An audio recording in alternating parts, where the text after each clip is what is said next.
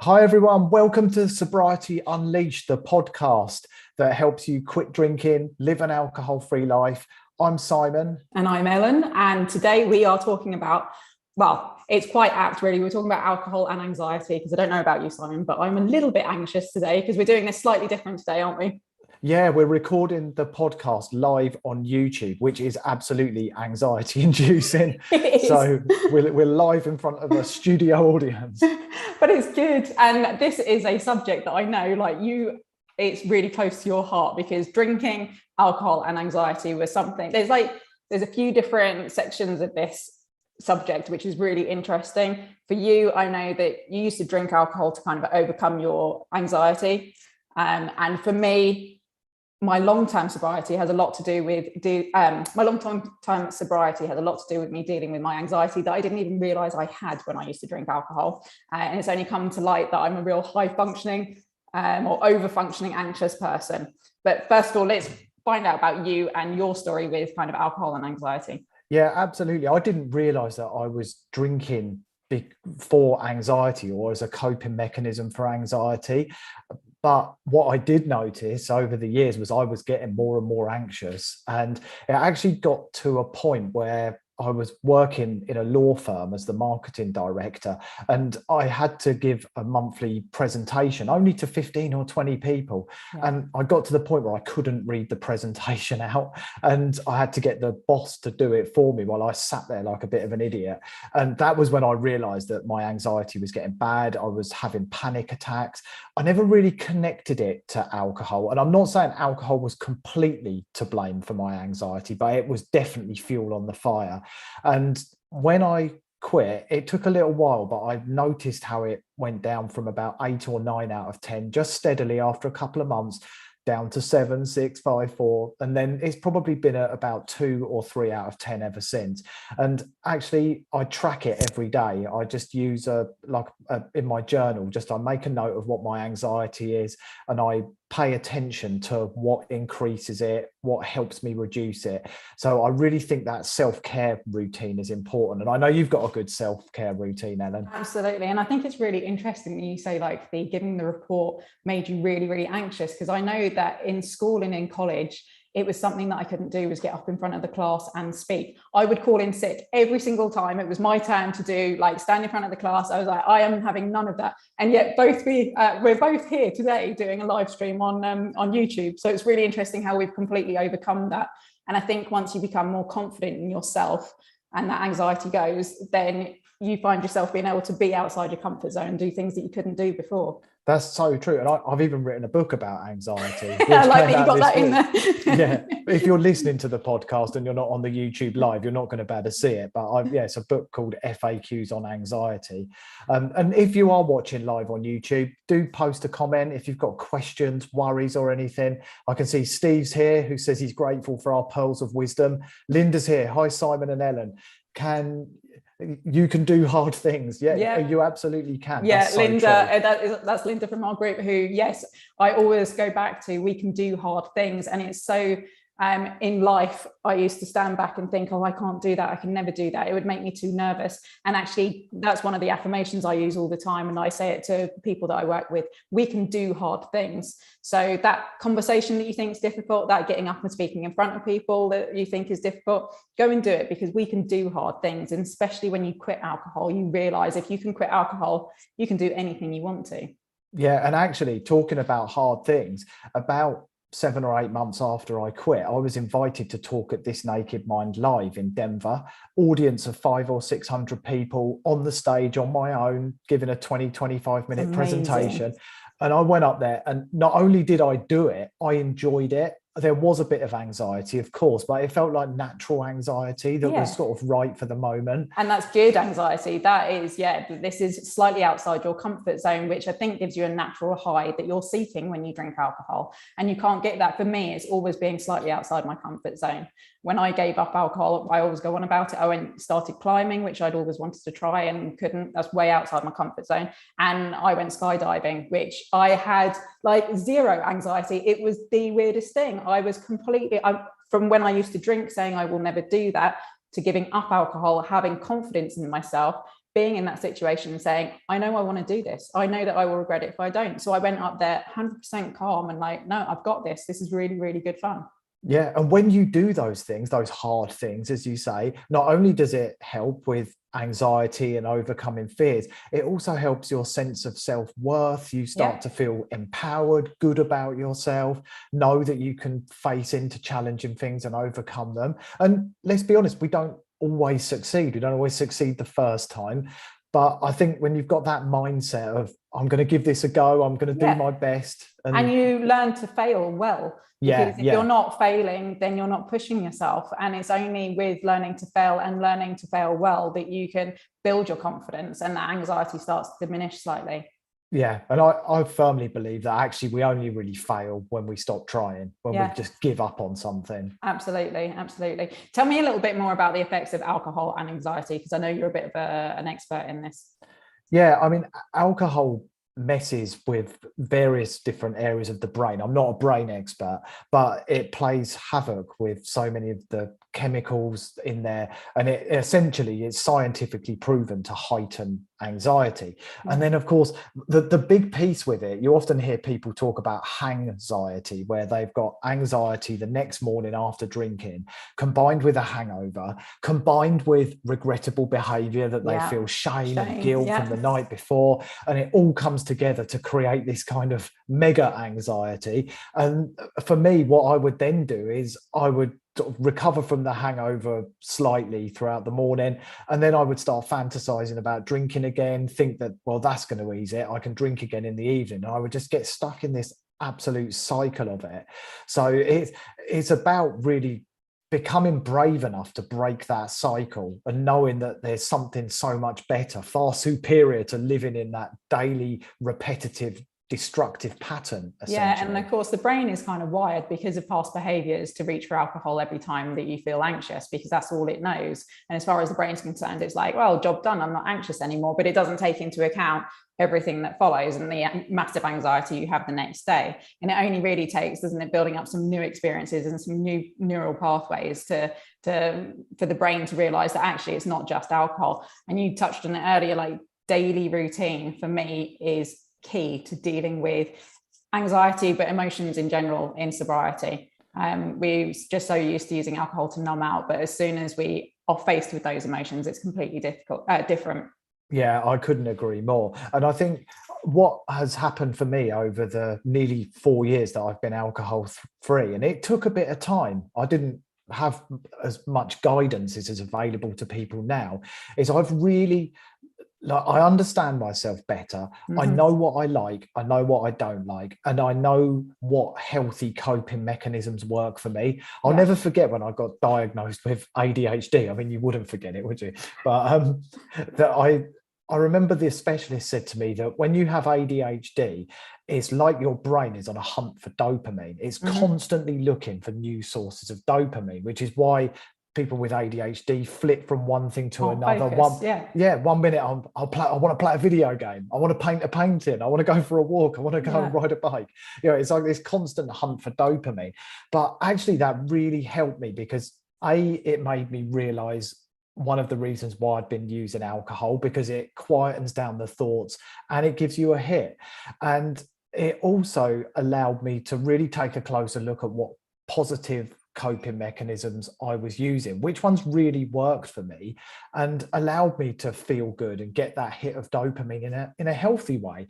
And I know kind of what works for me in the mornings. In fact, on my sheet where I track my mood and my anxiety and that sort of thing, I also put on there, have I exercised today? Have I socialized today? Did I have breakfast today? Did I take my vitamins? All of these different things that I know have a bearing. And I actually think that that's probably a really good tool that people can use, is monitoring, thinking about the things that are likely to make a difference, and actually tracking how your mood and your anxiety looks on the days that you do and don't do them. Yeah, absolutely. And it's one of those things, isn't it, that you think that one of those little daily rituals isn't going to make a difference. So what's the point?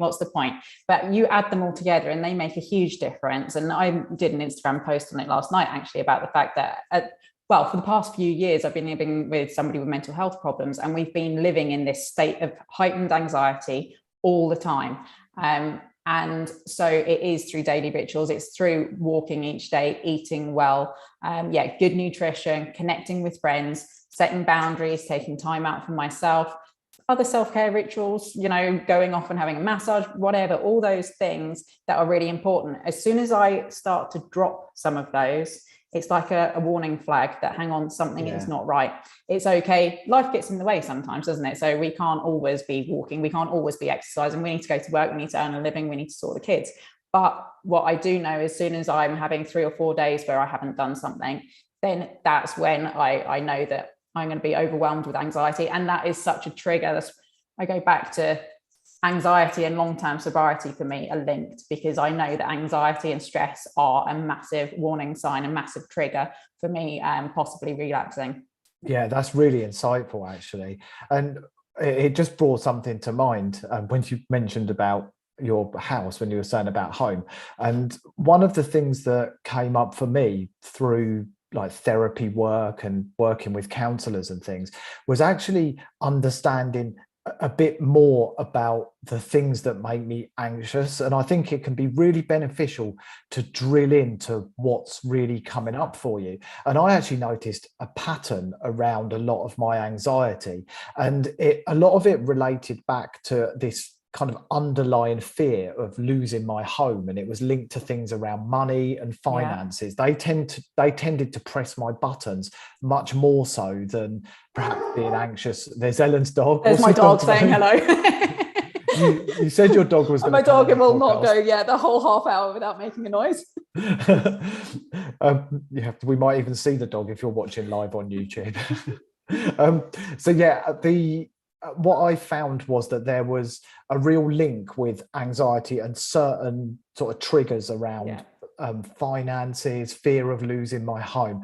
And when I traced it back, I realized that actually when I was about 2 years old, my dad left our home, kicked my mum out of the house. We ended up in a council accommodation. There was a lot of fear.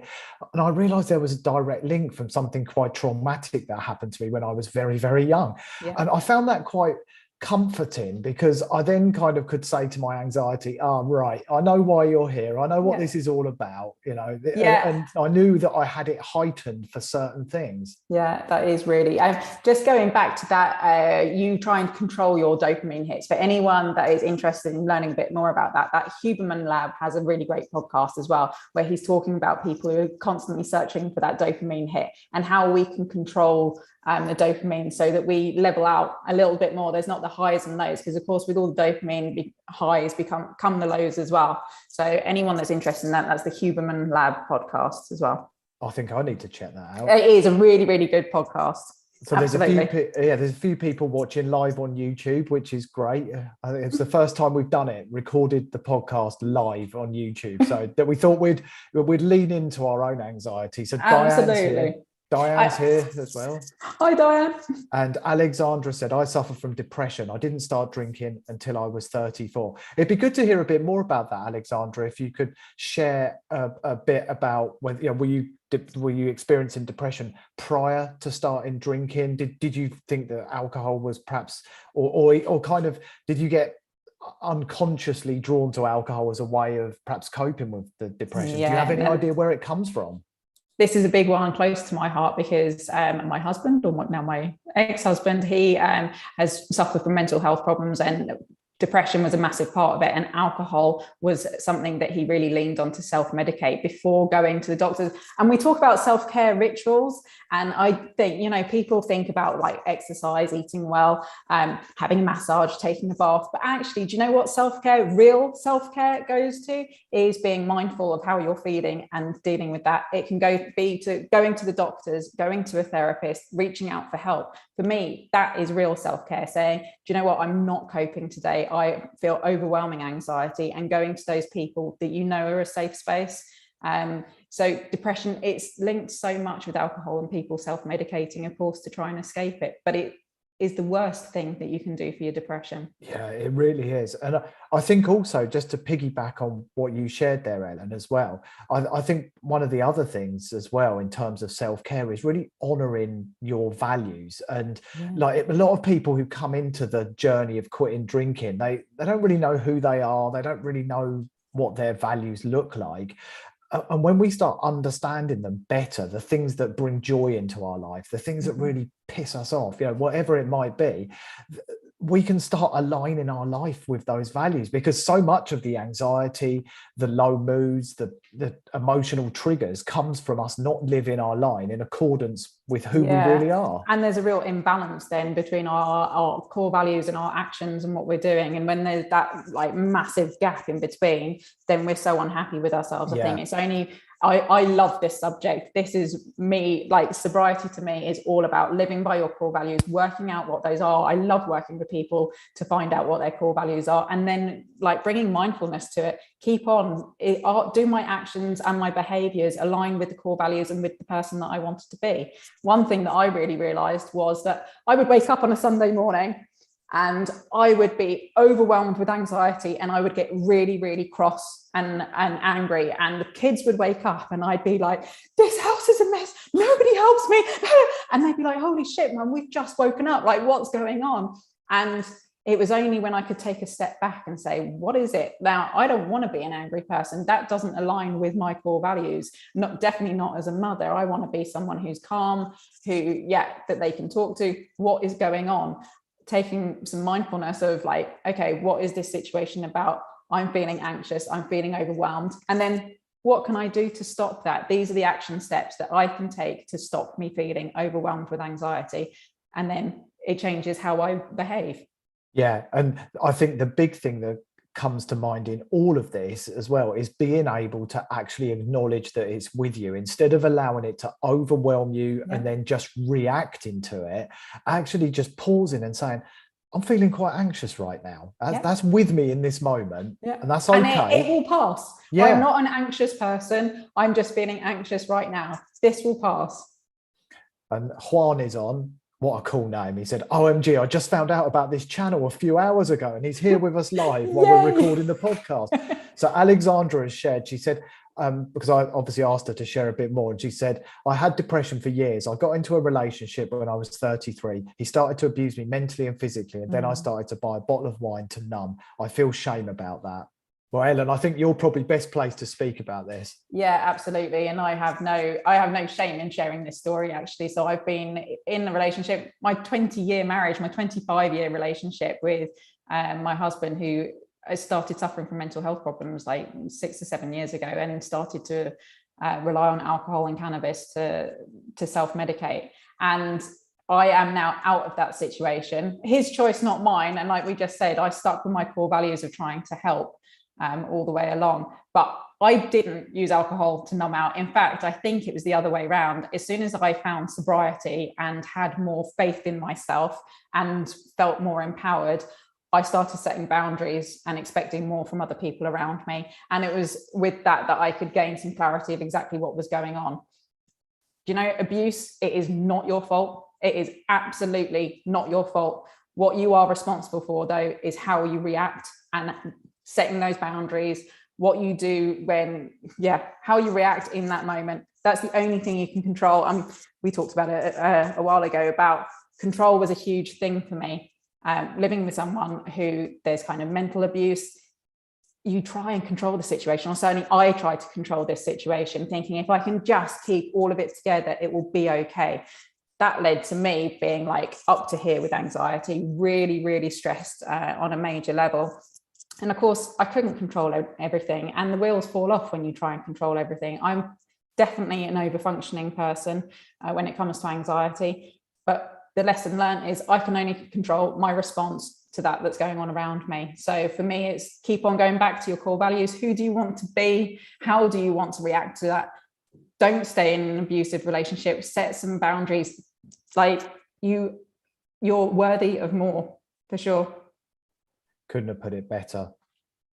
It's so true. It really is.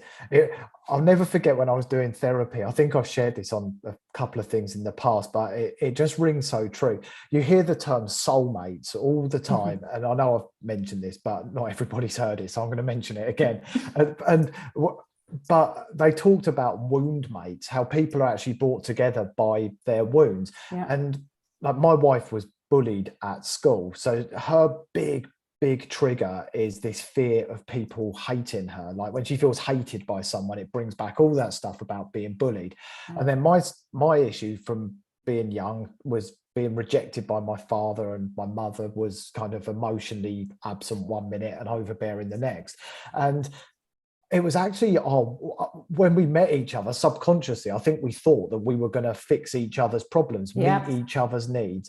And it was our wounds that brought us together. She had in me someone who worshipped her, the opposite to hating her. And I had someone who I firmly believed would never reject me. But of course, that can become really, really toxic if it's not sort of brought out into the light and sort of owned and worked on.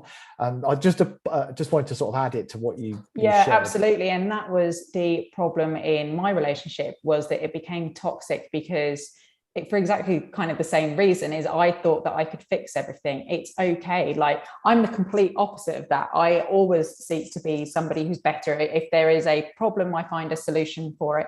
I strive to be a better me. I strive to be like mindful of what's going on with me.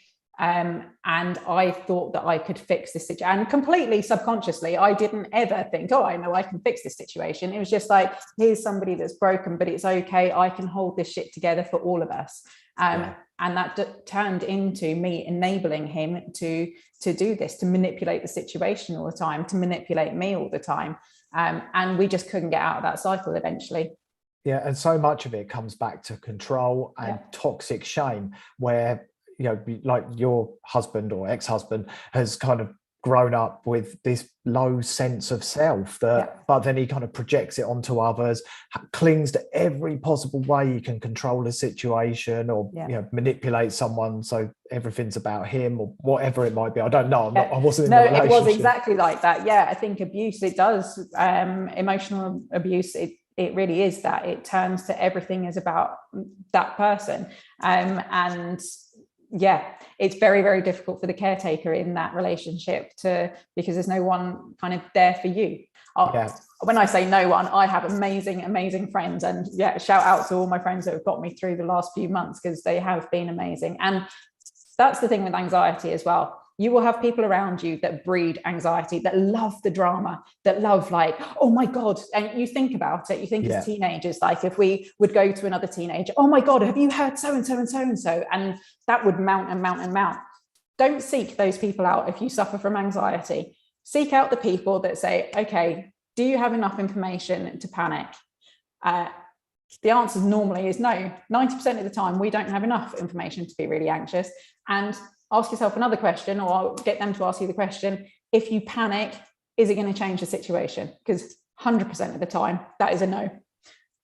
That's so true. And also, just again, around that point around drama, just ask yourself if you're finding yourself getting pulled onto the drama triangle. You can look it up on Google, the drama triangle, and read about it.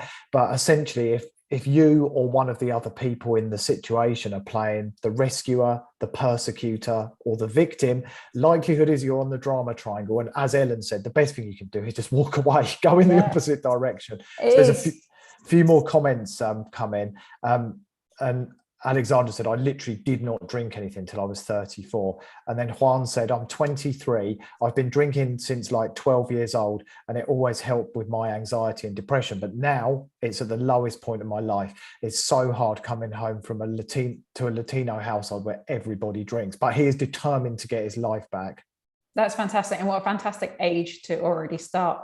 And I think the thing to keep in mind is you thought that it was dealing with your anxiety.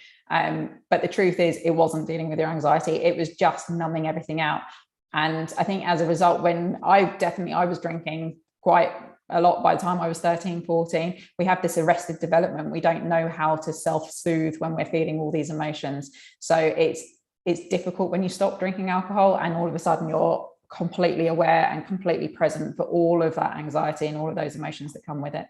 Yeah, that's well put. And he also said my depression and anxiety are actually at their worst. And some days are just so tough. But when I drink, I can't stop. So I'd rather avoid it. But alcohol has done so much for me. But I know it's not helping my mental health. But the thing with that one is what's ringing through your comments is that possibly you're hanging on to a few false beliefs around alcohol. Yeah. Because when you really drill into that, alcohol has done so much for me. I'm confident that actually it probably hasn't, and you might have given it credit for things that it didn't deserve credit for, things that would have been fun anyway if alcohol wasn't involved. And you, like, realistically, what does alcohol give us? It's a drug, so it's got to have an upside, but it's probably 25-30 minutes of numbing out followed by lots of negative consequences. I don't think it's worth the trade-off. No, it really, really isn't. I completely agree. Again, the brain thinks like, I'm stressed, I'm anxious, reach for alcohol, it's what I know, but it doesn't take into account the long list of damage. And believe me, the more distance I get from alcohol, again, it's the same as any relationship, any toxic relationship. You get distance, you gain clarity on just how toxic that relationship has been. You believe at the moment that it's done so much, but with some distance, and you will gain clarity that it's the complete opposite. Yeah, I often talk about quitting alcohol in the same context as ending a toxic relationship, because at the beginning our relationship with alcohol's, it's fine. Fantastic. Ignorant bliss. And it actually sounds like Juan is sort of at that state where he's between the two and he's realizing that actually it's turning a bit toxic. And actually one of the big things, when you have a relationship breakup, there can be grieving, there can be and most of us don't decide overnight that we will end a toxic relationship. Most of us go back and we have this whole, it wasn't him, maybe it was me, maybe if I did sort of things differently. We were just talking about it before the podcast. There's hope, isn't there? There's hope that things are going to be different. And it is just, when we change a behavior, there are stages we have to go through. And that is one of the stages of, maybe things will be different if I go back. You're testing the water. But once your mind is like, this is no longer serving me, there is no going back to that. Ignorance is bliss. Exactly. And that stage that you just spoke about is one of the stages of grief as well. Bargaining. You're bargaining for something. And actually the best thing you can do, which we were talking about before we came on air, is the death of hope. When you kill off hope that there's a way, perhaps I can moderate, perhaps I can this, perhaps I can that. When you kill off the hope, you can move forward clear and calm. One decision. Absolutely. What else? Grace is with us from Los Angeles. How cool. Hi, Grace. I reckon it's probably warmer here than Los Angeles. It's 44 degrees here. It's so hot. Oh, yeah. You're in France, aren't you? I'm in France, yeah. Alexandra said, I did fight back. I have a lifetime restraining order against him now. I can't believe, though, that I would allow him to let me turn to alcohol. It is not your fault. It is absolutely not your fault. And well done for taking power back. And congratulations for getting out of that toxic situation. But look at the stages of change of behavior, because you've got out that toxic relationship with the ex. Now get out the toxic relationship with alcohol. It is exactly the same procedure. And actually, I imagine getting out of the toxic relationship with the ex was probably harder than the drinking. I know it might not seem it now, but I almost guarantee it. That will probably set you up for success. Yeah, and if you haven't drunk since until you were 34, that's amazing, because actually I don't meet many people who didn't drink when they were younger. So you've done it for years and years. Those neural pathways know that there is a different way to life, and the body is amazing. We remember all these things, and the body will go back, the brain will go back to remembering, I don't need alcohol, I don't need to lean on alcohol to have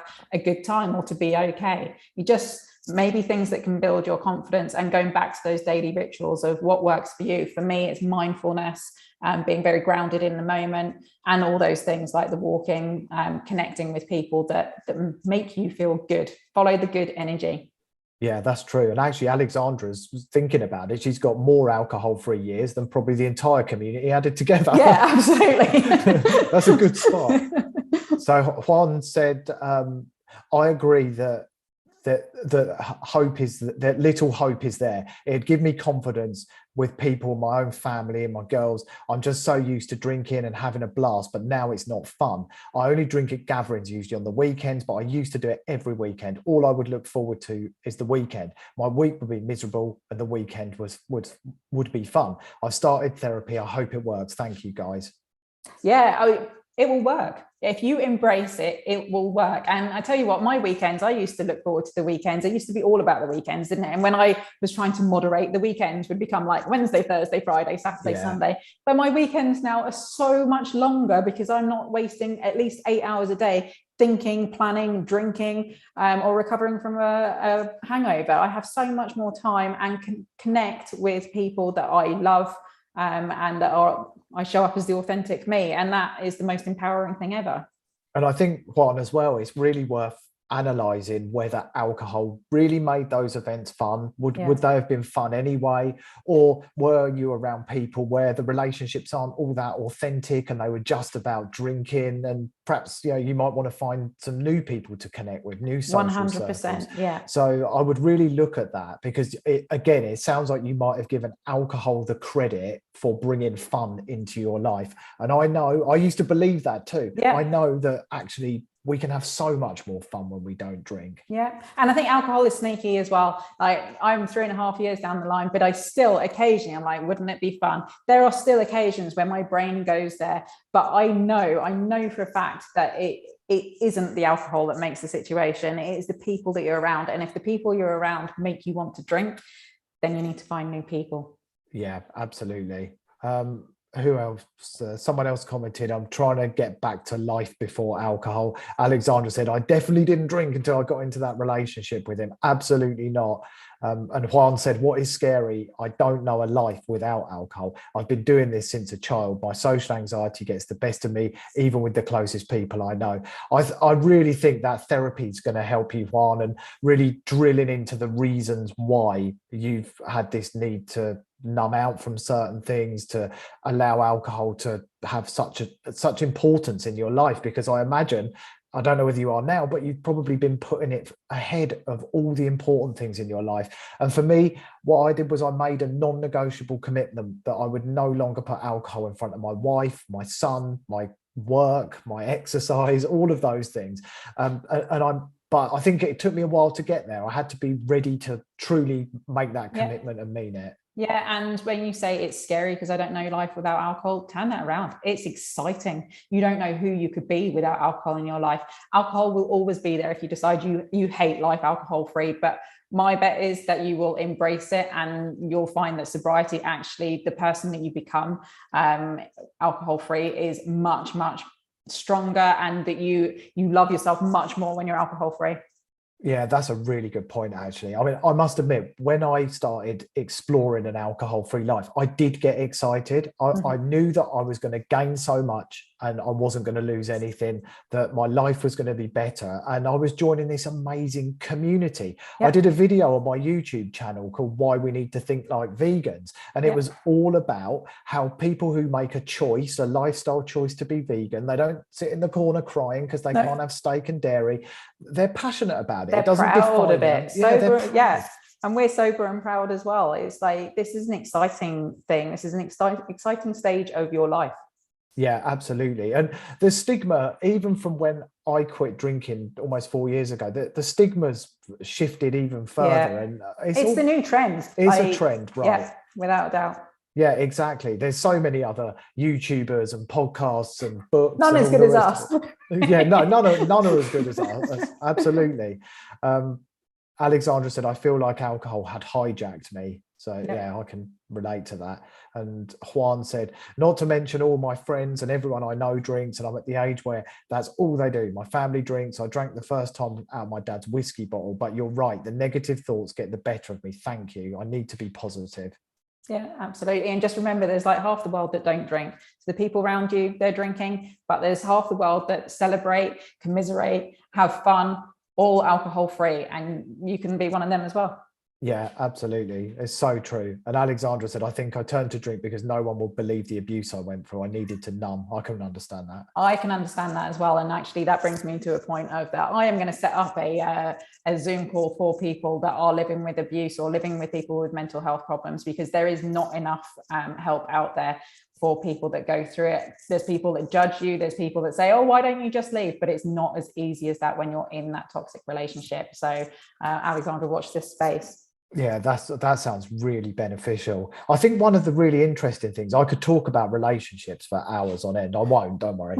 But one of the things I've noticed is actually how many relationships where even where there's on that spectrum of abuse, levels of manipulation, control, and it's off, and then you've got one partner who is trying to do everything they can to keep it all together and keep it all rocking. And then you've got the other partner who, I hate to say it, is inherently selfish. Everything's got to be about them. And but when you're in it, it's really hard to see it and to break free from it. And I think you look for external validation of what you're trying to do. And sometimes I know in my situation, because I'm the more assertive one and my husband was more passive, people couldn't believe and still don't believe the manipulation and the abuse, and everything went back to him all the time. It was, well, you're strong, you can take it, so it doesn't matter. Well, still everything being about him all the time, I can't take that. And it's difficult when the outside world don't validate your feelings when it comes to it. Only you know behind closed doors what goes on and what goes on in your head. And 100%, like, you have to be sure and stay true to your core values. I said earlier, I didn't walk away from the relationship. I didn't find the strength, but I stuck true to my core values all the way through it, so that now it's ended. I'm like, I did everything I possibly could, and I can be at peace with that going forward. Yeah, knowing that you did the best you could. And you couldn't have done more. And so I would say, Alexander, just give yourself some grace. We are human. And that is the biggest thing that I'd like to kind of end on that. Give yourself some grace, for we can't all do everything perfectly. None of us can do anything perfectly. Yeah, exactly. We can't even record a podcast perfectly. No. I mean, near damn perfect. Yeah, exactly. We knew the dog was going to bark. Yeah, we knew that. Right, just a couple more comments before we wrap up. So this is episode 1 of our second season of the podcast, but we'll probably be doing more of these live on YouTube, because I think it's great to be able to engage and hear comments as we're talking. It's a lot of it's a lot of fun, and it's really nice to have a conversation and get everybody involved. Linda says, you two are the best. You're so inspiring. I love you, Linda. Thank you. Someone else said, I've been a vegetarian for 5 years this month, and have wondered why I've not committed to drink. I've wondered why I've not committed to drinking in the same way. And I think a lot of that's mindset, isn't it? Mindset.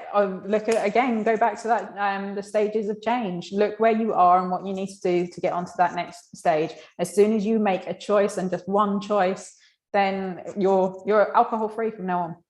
Yeah, absolutely. And I couldn't agree more. And really understanding that you gain, you don't lose, and you've got to keep your mindset focused on that this is about improving your life. It's not a punishment. It's about how you feel about yourself. Absolutely. Yeah. Okay, one last comment from Juan again. It's personally, did being sober help with the depression? Did any of you guys suffer? I absolutely had quite significant issues with mood swings and periods and bouts of depression, and they've really stabilized since I quit. But there was also a lot of that learning around what I needed, having a self-care routine, everything from my diet. I take a real high dose of fish oil each day, which has helped me, 5-HTP, all sorts of things. So, but there was a lot of trial and error in getting to that place, but I kind of was making incremental gains as I went forward. So it wasn't the silver bullet, but it was definitely the big domino that allowed me to push the rest down. It is, I always go back to it, that is my keystone habit, the butterfly effect that sobriety has on everything else, on stabilizing your moods. Yeah. Like, yeah, it might not be the magic cure, but at least you can take that one huge factor out and then start to address all the others. And we mask so many other problems by using alcohol, that at least once that's out, you can start to address it properly, and you can go to the doctor, you can speak to your therapist, you can speak to friends and family, and you're not just putting it down to alcohol all the time. Yeah, and all the time that you carry on drinking, you just are never going to enable yourself to move forward and really understand yourself better, or give yourself a chance to look at this stuff, to start gathering data around what is causing issues and ups and downs in your life. And of course, for some people, they stop drinking and actually they do get rid of their depression. I've dealt with many people who have, so it can happen. It will definitely improve. I'd practically guarantee that. Yeah, absolutely. Okay, we'd better wrap up. So that's the end of episode 1 of season 2 of Sobriety Unleashed, for the first time recorded in front of a live audience. And I think we might even be doing it as early as next week. So watch this space. We'll put some posts on all the usual social channels. Thank you so much for joining. Yeah, thank you. It's been amazing. And we'll see you all again soon. Bye.